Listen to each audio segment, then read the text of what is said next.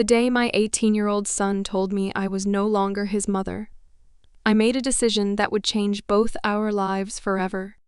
3 words shattered everything I thought I knew about love, sacrifice, and family. "I choose them," he said, looking me straight in the eye without a trace of remorse. "Let me take you back to where this nightmare began. My name is Sarah, and for 18 years, I believed I was living the perfect single mother success story. When my ex-husband David walked out on us when Tommy was just 2 years old, claiming he wasn't ready for the responsibility, I swore I'd be everything our son needed. I worked double shifts as a nurse, saved every penny for his future, and built our little world around his dreams. I never remarried, never even seriously dated. Every weekend soccer game, every school play, every late-night fever, it was just me and Tommy against the world. I thought that bond was unbreakable. I thought wrong. David reappeared in our lives when Tommy turned 16. Suddenly, after 14 years of zero contact and zero child support, he wanted to reconnect with his son. He'd married a woman named Jessica, a successful lawyer with 2 teenage daughters, and a gorgeous house in the suburbs. Everything I couldn't provide. "Mom, he's changed," Tommy would say after their weekend visits. "He's really trying now." I bit my tongue so many times, I'm surprised it didn't fall off. Changed? Where was this changed man when Tommy had pneumonia at age 4, and I couldn't afford to miss work? Where was he during the awkward puberty talks, the heartbreaks, the countless nights I stayed up helping with homework while running on 3 hours of sleep? But I supported it. God help me, I actually encouraged their relationship because I thought it would be good for Tommy to have his father back. I even helped Tommy pick out Father's Day gifts and coached him through his nervousness before their first dinner together. The visits became more frequent. Then David started talking about Tommy spending summers with his new family. Then it was Christmas mornings. Each time, a little piece of my son slipped away from me, drawn to their picture-perfect life, with its pool parties and family vacations to Europe, things I could never afford on a nurse's salary. "Jessica's daughters are so cool, Mom. They're teaching me guitar and helping me with college applications. They have connections everywhere." I watched my son transform. Gone was the boy who used to curl up with me for movie nights. In his place stood a young man who suddenly found our small apartment embarrassing, our simple dinners inadequate, our traditions boring. The breaking point came 3 weeks before his high school graduation. I'd been planning his graduation party for months, saving every spare dollar to make it special. I'd booked the community center, ordered his favorite cake, and invited all our friends and extended family. Tommy walked into the kitchen that Tuesday morning with a strange expression on his face. "Mom, we need to talk." I set down my coffee, my heart already sinking. "What's wrong, honey?" "I've decided to live with Dad and Jessica after graduation. They're paying for my college, and Jessica thinks I should go to law school. She has connections at Harvard." The words hit me like a physical blow. "Tommy, we've already talked about college. I've been saving." "Mom, your savings wouldn't cover 1 semester. They're offering me everything: a full ride, internships, a future. I'd be stupid not to take it." I stared at this stranger wearing my son's face. "And what about me? What about us?" That's when he said the words that still haunt me. "You'll always be important to me, Mom. But I have a new family now. A complete family. Dad says it's time I experience what that's like." A complete family? The phrase came out as a whisper. "Tommy, we are a complete family. We've always been complete." He shook his head, and I saw his father's coldness in his eyes for the first time. "No, Mom. We were just making do. But now I have something better. Something better. 18 years of my life, and I was just something he'd been making do with. Jessica says I should start thinking about my image too. You know, for my future career, Living in that big house, being part of their social circle, it all matters. Jessica says, I repeated, feeling my world crumble. And what do you say, Tommy? What does my son say? I say, I'm ready to move on. I'm 18 now. I can make my own choices. The conversation that followed was brutal. He told me he was embarrassed by our apartment, tired of explaining why his mom worked nights, frustrated by our limited lifestyle. Each word was a dagger twisted deeper into my heart, but the final blow came at his graduation ceremony. I sat alone in the auditorium, watching my son receive his diploma. During his valedictorian speech, he thanked his teachers, his friends, and then said, I especially want to thank my family. My dad, David, my stepmom, Jessica, and my sisters Emma and Sophie for showing me what real family support looks like. I wasn't mentioned, not once. After the ceremony, I approached him for what I thought would be our traditional graduation photo. He was surrounded by David's family, all perfectly dressed and beaming with pride. Tommy, I called out, can we take a picture? He looked uncomfortable. Actually, Mom, we're heading to dinner now. Family dinner. I'm your family too, I said quietly.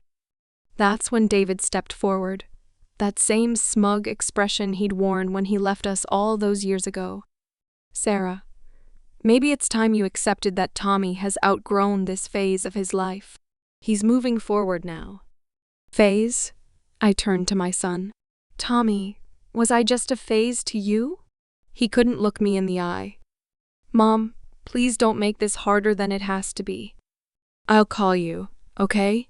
But he didn't call. Days turned into weeks. I tried reaching out, but his responses became shorter and less frequent. Busy with orientation, studying for placement exams, getting settled in. The truth hit me during his first college break when I saw photos on social media. There was Tommy, spending Thanksgiving with David's family, Christmas morning opening presents in their living room, family vacation photos from their ski trip to Aspen. In every single photo, he looked happier than I'd seen him in years. I had given him everything I had, and it wasn't enough. I was never going to be enough. That's when I made my decision. I sat down at my kitchen table with a cup of tea and wrote a letter. Then I went to see my lawyer. Tommy called me 2 days later, panic in his voice. Mom, what did you do? Dad says you're disowning me? Not disowning, I said calmly. Just making things official. You said you have a new family now. Complete family. So I'm giving you exactly what you wanted. What are you talking about? I'm removing you from my will, Tommy.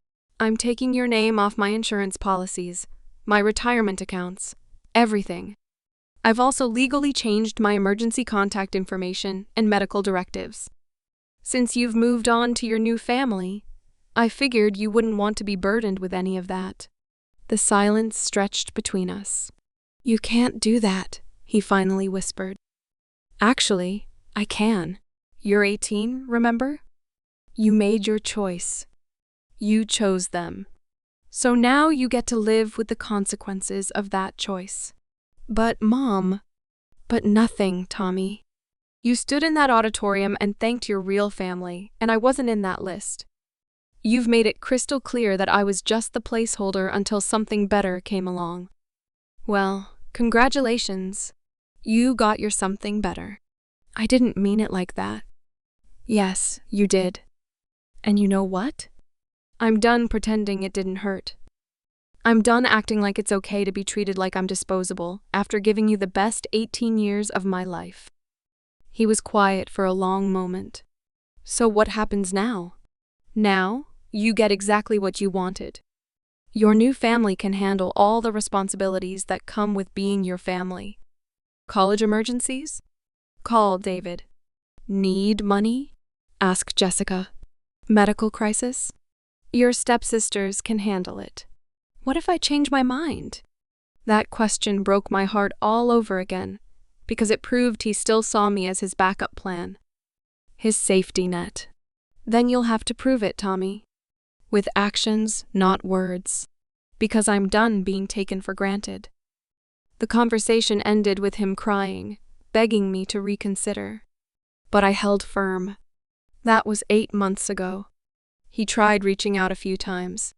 Christmas card, birthday text. But each attempt felt hollow, like obligation rather than genuine remorse. Meanwhile, his social media continued to showcase his perfect life with his perfect new family. Then, 3 weeks ago, everything changed. I got a call at 2 a.m. from a number I didn't recognize. Tommy's voice was shaky, desperate. "Mom, I'm at the hospital. There's been an accident." My heart stopped. "Are you okay?" "What happened?" "It's Dad. He had a heart attack." "It's bad, Mom. Really bad." "And Jessica. She's talking about pulling the plug. She says it's what he would want, but I don't know what to do. Emma and Sophie are acting like it's already decided. And I need someone who actually cares about me. For 18 years, I had been his first call in every crisis. Then, for 8 months, I had been no one. And now, when his perfect new family was falling apart, here I was again, his emergency contact. "Where are you?" I asked. "St. Mary's. Room 314. "But Mom, you don't have to." "I'll be there in 20 minutes. I found him in the waiting room, looking younger than his 18 years, surrounded by his stepfamily but utterly alone. When he saw me, he broke down completely. "I'm so sorry, Mom. I'm so sorry. You were right about everything. They don't actually care about me." The minute things got hard, Jessica started talking about how this changes everything. How they can't afford my tuition anymore. How I need to step up and be a man about this. I held my son while he sobbed, and for the first time in months, he felt like my boy again. "She said I should call you because that's what birth mothers are for the messy stuff." Birth mother. Like I was just the biological vessel that delivered him to his real family. David survived the heart attack, but the experience revealed the truth about Tommy's perfect new family. They were there for the fun parts, the photo opportunities, the bragging rights, the social media moments. But the minute real responsibility appeared, they started calculating the cost. Tommy came home that night, really home, to our small apartment with its hand-me-down furniture and simple meals. We talked until sunrise. "I don't know how to fix this, Mom. I don't know how to take back the things I said." "You can't take them back," I told him, honestly. "But you can learn from them. You can do better going forward. Will you forgive me?" "Tommy, I never stopped loving you." But forgiveness isn't the same thing as forgetting. And it's definitely not the same thing as going back to the way things were. What does that mean? It means we start over. It means you have to earn back my trust. It means you have to prove that you understand what family really means, not the Instagram version, but the real version, the version that shows up at 2 a.m., the version that loves you even when you're not perfect, the version that was there for you every single day for 18 years. He nodded, tears still flowing. "I want to try. I want to be better. I want to be the son you deserved all along." That was 3 weeks ago. Tommy moved back in, transferred to the local community college, and got a part-time job to help with expenses. He's relearning what it means to be part of our family, the real work of it, not just the benefits. David recovered, but their relationship has changed. Tommy sees him now for what he really is, a fair-weather father who shows up when it's convenient and disappears when it's not. Jessica has made it clear that Tommy is no longer welcome in their home until he matures and learns to appreciate what he had. The irony is perfect. Some nights, I watch Tommy studying at our kitchen table, the same table where I used to help him with homework all those years ago, and I see glimpses of the boy I raised, the boy who knew that love isn't measured in square footage or bank accounts, but in presence and commitment and showing up, day after day, no matter what. He's changed. We both have. The easy, innocent trust we once shared is gone, replaced by something more complex, but perhaps more honest. He knows now that I won't always be there waiting for him, no matter how badly he treats me. And I know that love, even mother's love, has to have boundaries. But we're rebuilding, slowly, carefully, with full awareness of how easily it could all fall apart again. Last week, Tommy asked if he could change his emergency contact information back to me. "Are you sure?" I asked. "What if your new family needs you?" He looked me straight in the eye, the same direct gaze that had once broken my heart, now filled with something I hadn't seen in years: genuine remorse and mature love. "Mom, I only have one family. I'm sorry it took me so long to remember that." Yesterday was Mother's Day. For the first time in 2 years, I woke up to breakfast in bed and a handwritten card that said, "Thank you for loving me, even when I didn't deserve it. Thank you for teaching me that real family isn't about what you can give me, but about who shows up. You never stopped showing up. I promise I won't either." He signed it, "Your son, always Tommy." Not just Tommy. Your son, Tommy. Some people might say I was too harsh, that I should have just waited for him to come around on his own. But I learned something important during those 8 months. Sometimes the most loving thing you can do is let someone experience the full consequences of their choices. Sometimes people need to lose something to understand its value. Tommy learned that family isn't about upgrading to a better model. It's about commitment, presence, and unconditional love, even when that love comes with consequences. And I learned that even the deepest love has to have boundaries. That protecting yourself isn't selfish, it's necessary. We're not the same family we were before. We're something new, something more intentional, something built on mutual respect, rather than just obligation and biology. But we are family, real family. The kind that shows up at 2 a.m., that loves you through your worst mistakes, that holds you accountable while holding you close. And this time, we both know exactly what that means.